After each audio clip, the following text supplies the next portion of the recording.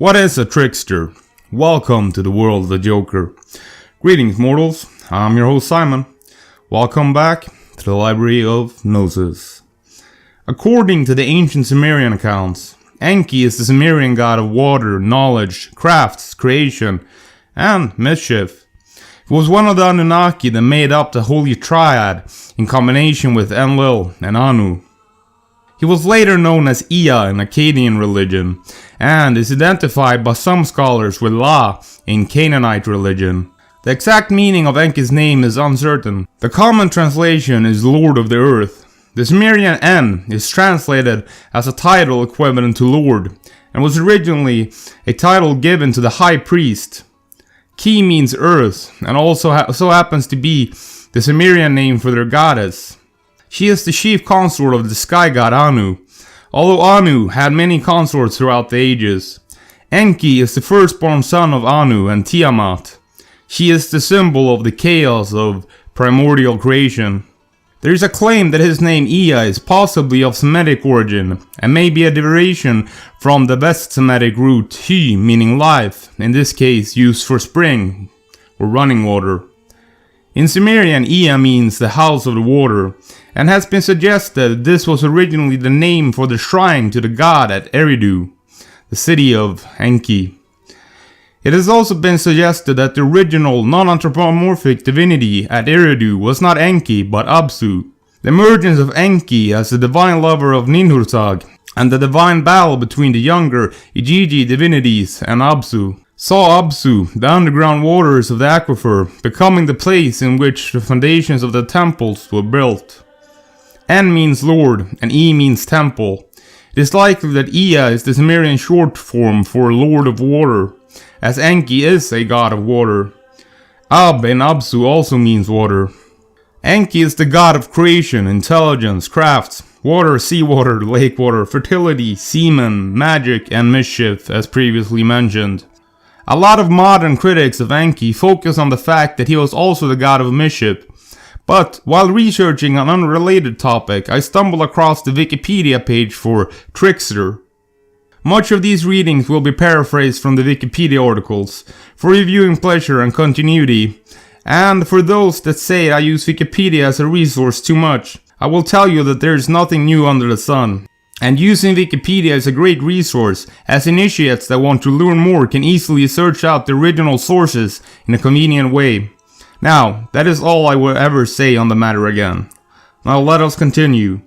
From the Wikipedia article on Trickster, and this is what it says, and I quote: "In mythology and the study of folklore and religion, a trickster is a character in a story, god, goddess, spirit, human, or anthropomorphization, who exhibits a degree of intellect or secret knowledge, and uses it to play tricks or otherwise disobey normal rules and defy conventional behavior." Tricksters as archetypical characters appear in the myths of many different cultures. Lewis Hyde describes the trickster as a, quote, boundary crosser. The trickster crosses and often breaks both physical and societal rules. Tricksters, quote, violate the principles of social and natural order, playfully disrupting normal life and then re-establishing it on a new basis. Often, this bending or breaking of rules takes the form of tricks or thievery. Tricksters can be cunning or foolish, or both. The trickster openly questions, disrupts, or mocks authority. Many cultures have tales of the trickster, a crafty being who uses tricks to get food, steal precious possessions, or simply cause mischief. In some Greek myths, Hermes plays the trickster. He is the patron of thieves and the inventor of lying. A gift he passes on to Autolycus, who in turn passed it on to Odysseus. In Slavic folk tales, the trickster and the cultural hero are often combined. Frequently, the trickster figure exhibits gender and form of variability. In Norse mythology, the mischief maker is Loki, who is also a shapeshifter. Loki also exhibits gender variability, in one case even becoming pregnant. He became a mare who later gives birth to Odin's eight-legged horse Sleipnir. End quote. Enki has often been compared to Prometheus, a trickster character whose name means forethought. He also had a brother named Epimetheus, whose name translates to afterthought. Epimetheus and Prometheus were the only titans that sided with the Olympians in the Titanomachy. While Prometheus is characterized as ingenious and clever, Epimetheus is depicted as foolish for pretty obvious reasons. Prometheus is a titan god of fire. Prometheus is best known for defying the gods by stealing fire from them and giving it to humanity in the form of technology, knowledge, and more generally civilization. In some versions of the myth, he is also credited with the creation of humanity from clay. This is also reflected in the Sumerian story, where Enki is said to have created the first humans. Prometheus is known for his intelligence and for being a champion of humankind. He is also generally seen as the author of the human arts and sciences. He is sometimes presented as the father of Deucalion, the hero of the flood story. Sorry if I butchered that. But let us focus on our trickster hero Prometheus for a while longer, to quote from his Wikipedia article. The punishment of Prometheus as a consequence of the theft of fire and giving it to humans is a popular subject of both ancient and modern culture. Zeus, the king of the Olympian gods, sentenced Prometheus to eternal torment for his transgression. Prometheus was bound to a rock, and an eagle, the emblem of Zeus, was sent down to eat his liver. In ancient Greece, the liver was often thought to be the seat of human emotions. His liver would then grow back overnight, only to be eaten again the next day in an ongoing cycle. According to several major versions of the myth, most notably that of Hesiod, Prometheus was eventually freed by the hero Hercules. According to Plato's use of the old myth and his Pythagoras, the twin titans were entrusted with distributing the traits among the newly created animals. Epimetheus was responsible for giving a positive trait to every animal. But when it was time to give man a positive trait, lacking foresight, he found that there was nothing left. Prometheus decided that humankind's attribute would be the civilizing arts and fire, which he stole from Athena and Hephaestus. Prometheus later stood trial for his crime. In the context of Plato's dialogue, Epimetheus, the being in whom thought follows production, represents nature in the sense of immaterialism, according to which thought comes later than thoughtless bodies and their thoughtless emotions.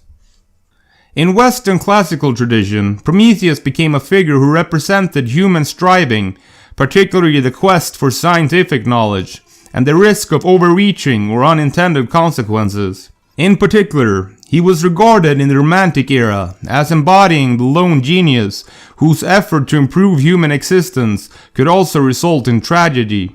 Mary Shelley, for instance, gave the modern Prometheus as a substitute to her novel Frankenstein, 1818. The oldest record of Prometheus is in Hesiod, but stories of theft of fire by a trickster figure are widespread around the world. Some other aspects of the story resemble the Sumerian myth of Enki, who was also a bringer of civilization who protected humanity against the other gods, including during the Great Flood, as well as created man from clay. In the trick at Mekion, a sacrificial meal marking the settling of two accounts between mortals and immortals, Prometheus played a trick against Zeus. He placed two sacrificial offerings before the Olympian. A selection of beef hidden inside an ox's stomach, nourishment hidden inside a displeasing exterior, and the bull's bones wrapped completely in glistening fat, something inedible hidden inside a pleasing exterior. Zeus, being vain, chose the latter, setting a precedent for future sacrifices. Henceforth, humans would keep that meat for themselves and burn the bones wrapped in fat as an offering to the gods. This angered Zeus, who hid fire from humans in retribution. In this version of the myth, the use of fire was already known to humans, but withdrawn by Zeus. Prometheus stole back fire from Zeus in a fennel stalk and restored it to humanity. This further enraged Zeus, who sent the first woman to live with humanity, Pandora, not explicitly mentioned. The woman, a shy maiden, was fashioned by Hephaestus out of clay, and Athena helped her adorn her properly. Hesiod writes, "From her is the race of women and female kind. Of her is the deadly race and tribe of women who live amongst mortal men for their great trouble. No helpmeets in hateful poverty, but only in wealth." For his crimes, Prometheus was punished by Zeus, who bound him with chains and sent an eagle to eat Prometheus' immortal liver every day, which then grew back every night, as mentioned. According to Hesiod, Epimetheus was the one who accepted the gift of Pandora from the gods. Their marriage may be inferred, as was by later authors, but it is not made explicit in either's text. In later myths, the daughter of Epimetheus and Pandora was Pyrrha, who married Deucalion, a descendant of Prometheus. Together, they are the only two humans who survived the deluge. In some accounts, Epimetheus had another daughter, Metamelia, whose name means regret of what has occurred, for those who do not plan ahead will only feel sorrow when calamity strikes. In some Greek myths, Hermes plays the trickster. He is the patron of thieves and the inventor of lying. Hermes is an Olympian deity in the ancient Greek religion and mythology. Hermes is considered the herald of the gods. He was also considered the protector of human heralds, travelers, thieves, merchants, and orators. He is able to move quickly and freely between the worlds of the mortal and the divine, aided by his winged sandals. Hermes plays the role of a psychopomp or soul guide, a conductor of souls into the afterlife. In myth, Hermes functioned as an emissary and messenger of the gods, and was often presented as the son of Zeus and Maia, the Pleiad. He is regarded as the divine trickster, about which the Homeric hymn to Hermes offers the most well-known account. Mercury had essentially the same aspects as Hermes, wearing winged shoes and a winged hat, and carrying the caduceus, a herald staff with two entwined snakes that was Apollo's gift to Hermes. He was often accompanied by a rooster, herald of the new day, a ram or goat, symbolizing fertility, and a tortoise, referring to Mercury's legendary invention of the lyre from a tortoise shell. Mercury does not have one representation, but depicts the three stages of a man's life: the young, cute, fat boy, the handsome and athletic man in his prime, and the old, wise and bearded man in his later years. His attributes and symbols include the Herma, a sort of boundary stone placed at crossroads. In Roman mythology, Hermes was known as Mercury, a name derived from the Latin merx, meaning merchandise, and the origins of the words merchant and commerce. Mercury, Latin Mercurius, is a major god in Roman religion and mythology, being one of the 12 deconsentes within the ancient Roman pantheon. He is the god of financial gain, commerce, eloquence, messages, communication, including divination, travelers, boundaries, luck, trickery, and thieves. He also serves as the guide of the souls to the underworld. In Roman mythology, he was considered to be either the son of Maia, one of the 7 daughters of the Titan Atlas and Jupiter, or Caelus and Dies. In his earliest form, he appears to be related to Etruscan deity Termes. Both gods share characteristics with the Greek god Hermes. He is often depicted holding the caduceus in his left hand. Similar to his Greek equivalent Hermes, he was awarded a magic wand by Apollo, which later turned into the caduceus. The 7 stages of the alchemical process materialistically describes the transformation of man/matter into soul with a capital S, the one soul. Spirit or Mercury is what brings the salt of the body/matter and the soul together. It integrates both parts of the creation. It is the middle path, or you could think of it as the silver lining river in the yin-yang symbol, the alchemical squaring of the circle. In a wide variety of African language communities, the rabbit or hare is the trickster. In West Africa, and hence into the Caribbean via slave trade, the spider, Anasazi, is often the trickster. Much of these later pages will be paraphrased somewhat for your viewing pleasure. Further down the page, something caught my eye in relation to Enki. Many native traditions held clowns and tricksters as essential to any contact with the sacred. People could not pray until they had laughed, because laughter opens and frees from rigid preconceptions. Humans had to have tricksters within the most sacred ceremonies for fear that they forget the sacred comes through upset, reversal, surprise. The trickster in most native traditions is essential to creation, to birth. When talking about archetypes, how can I not include something from Carl Jung on it? An archetypical, psychic structure of extreme antiquity. In his clearest manifestation, he is a faithful reflection of an absolutely indifferent human consciousness, corresponding to a psyche that has hardly left the animal level, collected works. It is no light task for me to write about the figure of the trickster in American Indian mythology within the confined space of a commentary. When I first came across Adolf Bandelier's classic on this subject, The Delight Makers, many years ago, I was struck by the European analogy of the carnival in the medieval church, with its reversal of the hierarchic order, which is still continued in the carnivals held by student societies today. Something of this contradictoriness also inheres in medieval descriptions of the devil as Sima Dei, the ape of God, and in his characterization in folklore as the simpleton who is fooled or cheated. A curious combination of typical trickster motives can be found in the alchemical figure of Mercurius. For instance, his fondness for sly jokes and malicious pranks, his powers as a shapeshifter, his dual nature, half animal, half divine, his exposure to all kinds of torture, and last but not least, his approximation to the figure of a savior. These qualities make Mercurius seem like a daemonic being resurrected from primitive times. That's daemonic with an A. Older even than the Greek Hermes.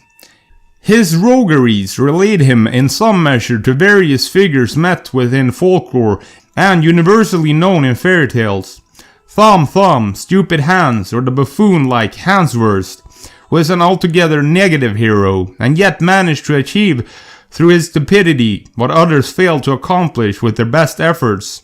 In Grimm's fairy tale, the spirit Mercurius lets himself be outwitted by a peasant lad, and then has to buy his freedom with the precious gift of healing. Since all mythical figures correspond to inner psychic experiences and originally sprang from them, it is not surprising to find certain phenomena in the field of parapsychology which remind us of the trickster. These are the phenomena connected with poltergeist, and they occur at all times and places in the ambience of pre-adolescent children.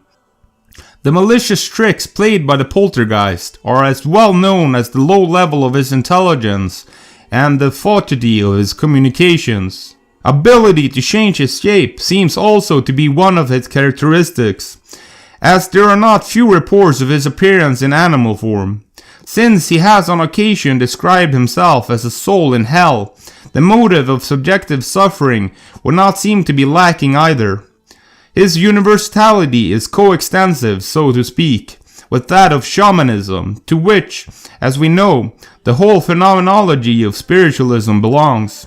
There is something of the trickster in the character of the shaman and medicine man, for he, too, often plays malicious jokes on people, only to fall victim in turn to the vengeance of those whom he has injured.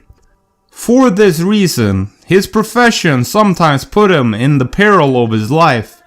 Besides that, the shamanistic techniques in themselves often cost the medicine man a good deal of discomfort, if not actual pain. At all events, the making of a medicine man involves, in many parts of the world, so much agony of the body and soul that permanent psychic injuries may result. His approximation to the Savior is an obvious consequence of this, in confirmation of the mythological truth that the wounded wounder is the agent of healing, and that the sufferer takes away suffering. End quote. I want to end by highlighting the divine trickster in Native American folklore, which is one of the funniest trickster characters in my opinion. The Coyote mythos is one of the most popular among Western Native American cultures, especially among indigenous peoples of California and the Great Basin. According to Crow and other plain traditions, the Old Man Coyote impersonates the creator. Quote, Old Man Coyote took up a handful of mud and out of it made people. a strange synchronism with both Prometheus and the Bible, even though these stories are from civilizations that have never been in contact with each other. According to E. Holtzkrantz, the impersonation of Coyote as a creator is a result of a taboo, a mythic substitute to the religious notion of the Great Spirit, whose name was too dangerous and/or sacred to use apart from at special ceremonies. In Sheelan myths, Coyote belongs to the animal people, but he is at the same time, quote, a power just like the creator, the head of all the creatures, while still being a subject of the creator who can punish him or remove his powers. In the Pacific Northwest tradition, Coyote is mostly mentioned as a messenger or minor power. As the cultural hero, Coyote appears in various mythic traditions, but generally with the same magical powers of transformation, resurrection, and medicine, just like his Greek and Roman trickster counterparts.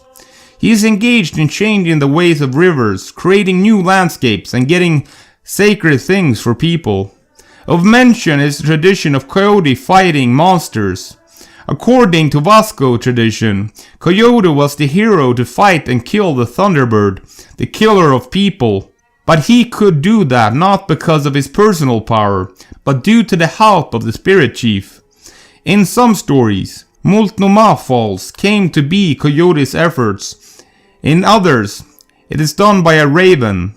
More often than not, Coyote is a trickster, but always different. In some stories, he is a noble trickster. Coyote takes water from the frog people, because it is not right that one people have all the water. In others, he is malicious. Coyote determined to bring harm to Duck. He took Duck's wife and children, whom he treated badly.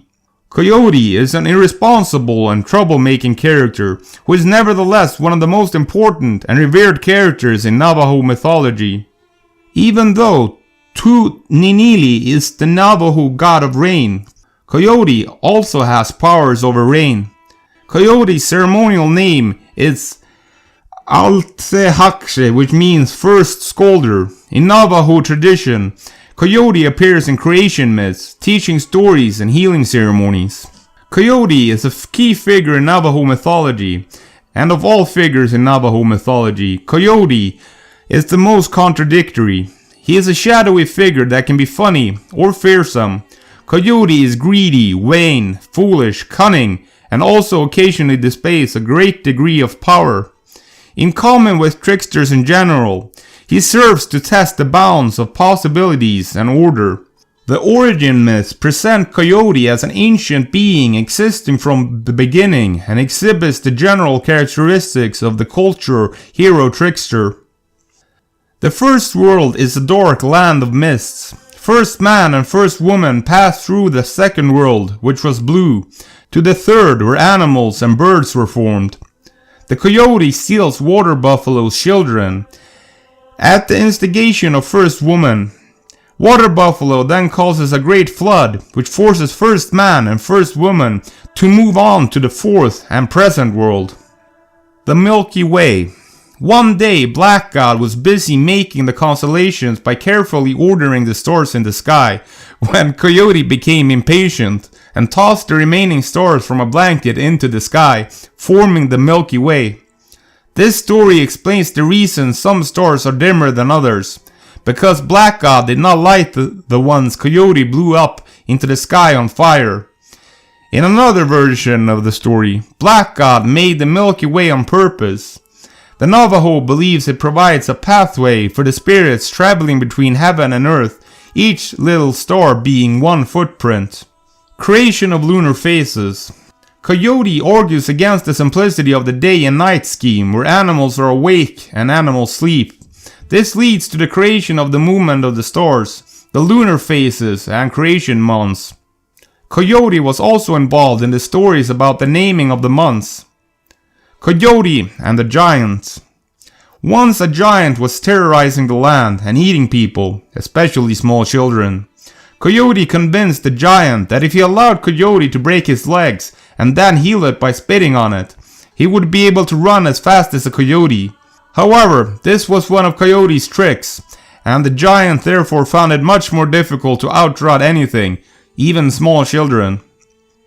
Doesn't God seem like quite a mischievous character to you, based on the type of humor he, she, it has? Ever feel like the universe is trying to tell you something?